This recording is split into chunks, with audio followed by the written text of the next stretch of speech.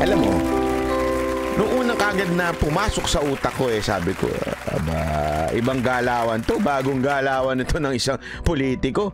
Tapos, hinulaan ko kagad kung ano ang pinapagawa sa kanya. Alam mo, ito kagad ang unang tanong ko sa kanya. Ang pinagagawa ba sa'yo ay siraan si VP Sara Duterte? Alam nyo?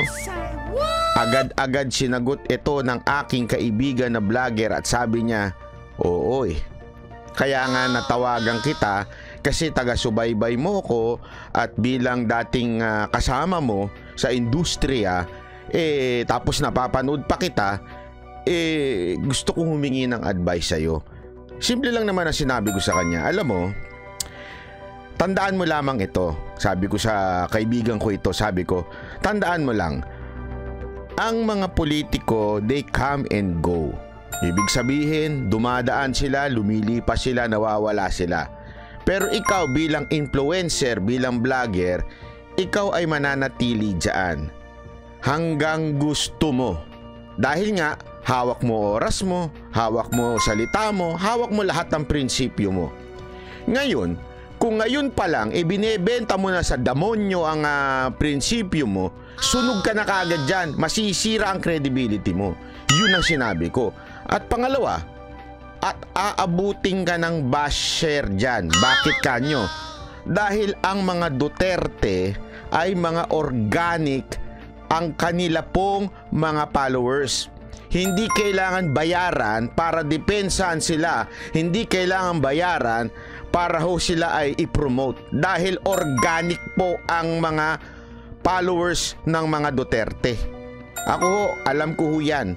Dahil tandaan ninyo, 2015, hindi pa po sikat ang mga Duterte noon. Kilala sila sa Davao, kilala sila sa Mindanao. Pero pangkalahatang buong Pilipinas, hindi ho sila ganon ka-popular. Kaya nga hindi ho pa sila, tanda ko yun sa survey. Huli pa si Pangulong Duterte noon Pero kitang-kita naman natin yung organic ng paglago ng kanyang tawagin na nating DDS. Bakit ho kanyo? Kasi nga po, yung mama, talaga naman pong kitang-kita ang kanyang magandang mga ginawa. At alam mo, itong kaibigan kong ito ay Duterte supporter ho ito. Kaya nga, tinawagan niya kagad ako nung nabalitaan niya yon at nung may nag-alok sa kanya na sabi niya, parang hindi ko ata kaya kasi idol ko si Pangulong Duterte. Kita ko naman yung mga pagbabagong nangyari nung panahon ni Pangulong Duterte. Tapos ganito ang gagawin namin. Tapos nakapagkwentuhan na nga kami. At alam nyo po, marami pang lalabas na mga influencer na nasa entertainment na biglang papasok sa eksena ng politika. Alam nyo po, una-una nagtaka ho ako nun. Kasi sabi ko, posible ba yun? Di mo kantanga ito mga ito. Bakit kanyo?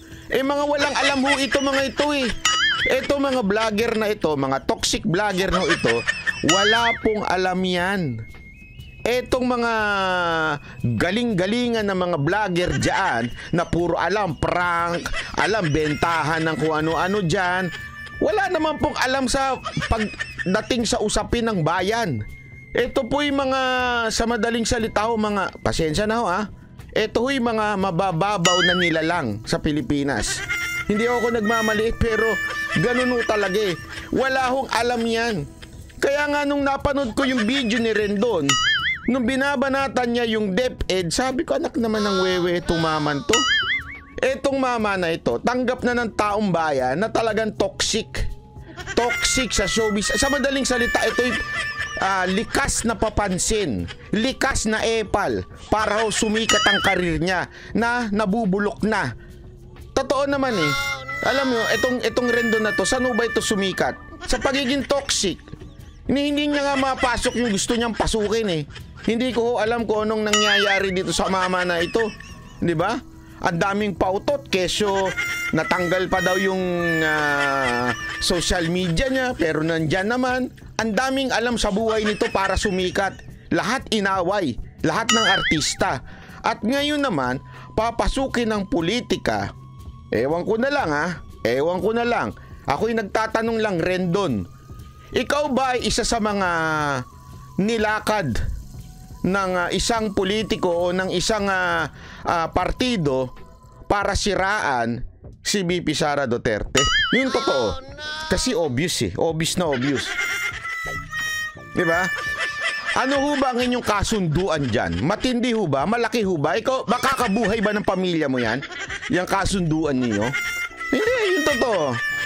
Huwag na ho tayo maglukuhan. Basang-basa ng taong bayan kung anong ginagawa niyong paglipat. Mula sa pagiging entertainer, mula sa pagiging bigla kayong lilipat nang wala lang para sa bayan. Ano kayo, gago? Huwag nyo nga kami pinagluluko. Lukuhin nyo na yung mga followers nyong walang mga utak. Pero kami ho, huwag nyo kami pinagluluko. Matagal na ho kami sa social media. Sa politics, matagal na ho kaming mga Duterte supporter at talaga mga nanindigan noon. Matagal na ho kami dito. Alam mo namin at amoy na amoy namin na mga katulad nyo. Yung totoo lang. Anak ka ng weteng, oh. And ako, Rendon, nabubulo ka na nga. Nalalaos ka ng todo-todo. Tas hihirit ka pa ng ganito. Gusto mo ba talaga magalit ang taong bayan sa'yo? Mag-isip-isip ka. Isip-isipin mo yung gagawin mo. Pwede ka pang bumuelta. Abay. Ano ito? Araw-araw na lang papakatanga ka? Hindi ako nagtatanong lang, ha? Kasi ho, bakit ko sinabing araw-araw na magpapakatanga siya? Tandaan din nyo, ang politika masalimuot. Inaaral ho yan. Sa tipo ng itsura mo rin doon. Ikaw pa yung tipo na mag-aaral, magre-research? O baka naman bibigyan ka lang ng speech at babasahin mo, o di kaya memorize mo lang yun. At kaya nga, eto isipin nyo, dito mo makikita ng isang influencer, isang vlogger ay, malam na natin, di ba? O, paano natin malalaman yan? Pansinin nyo, pare-pareho ang kanilang script. Hindi nga nila kayang talaktakan pagdating mo sa issue na lipunan. Bakit to? Hanggang wala silang script, hindi nila kayang makipagano. Hindi, kaya nga, ito na lang.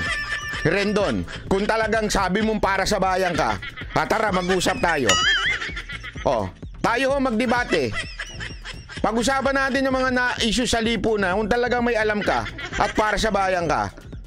Ang hirap sa'yo eh. Papasok ka sa eksenang tinuturuan ka lang. Hindi, ako nagtatanong. Ano ba kasunduan nyo dyan? Malaki ho ba? Hindi, yung totoo lang. Rendon, babantayan kitang ha? Wag mong pinagluloko ang taong bayan, ha? Wag mong pinagluloko. Dahil kami mga Duterte supporter, tandaan mo, 2015, nagsimula na kami at binakbakan kami ng 6 na taon habang nakaupo si Pangulong Duterte at walang nanaig. Kaya nga natapos niya ang termino niyang mataas ang ratings. Hanggang ngayon, mataas pa rin ang ratings. Bakit to? Dahil nga kahit anong bakbak ng kalaban, taob. Eto, hihirit ka ngayon. Kesyo hihirit ka sa DepEd, problema sa DepEd, hindi nagre-remit ng kanilang mga ano pa dyan, tapos sasabihin mo yung mga guro. Aka ng wewe, oo. Hindi, sa totoo lang. Ako, sabi ko nga sa inyo mga kababayan, meron pang mga lalabas na mga vlogger and influencer sa entertainment industry, magiging political vlogger. Preparation for 2025. Abangan nyo yan. Maniwala ko kayo sa akin, abangan niya, lalabas ho sila. Lalo na may mga toyo dyan. Kala mo, binabantayan kita. Tandaan mo, binabantayan ko kayo mga influencer na papasok sa politika dahil babakbakan ko kayo araw-araw. Dahil hindi ho tama yan. Nililin lang ninyo ang taong bayan. Ng inyong mga scripted na opinion para lang mapagsilbihan ang amo ninyong nagbabayad di umano, kung meron man at kung totoo man ang mga akusasyon sa inyo ng masang Pilipino, ng mga taong bayan na kayo ay di umano daw ay pinupondoan ng politiko. Kaya ngayon ang tanong ko sa iyo, Rendon Labrador, ha? Ikaw ba ay pinopondohan ng politiko? Nagtatanong lang, ha? I hope not. I really hope not. Kasi kung ikaw ay pinopondohan ng mga politiko, maniwala ka sa hindi, masusunog ka dyan, kapatid. Yung credibility mo, sigurado ako mawawala. Kaya nga ngayon pa lang, mag-isip-isip ka na. Dahil pag pinasok mo to, madugo ho itong labanan na ito. Talaktakan ho ito ng may utak. Naku po. Mag-gym ka na lang.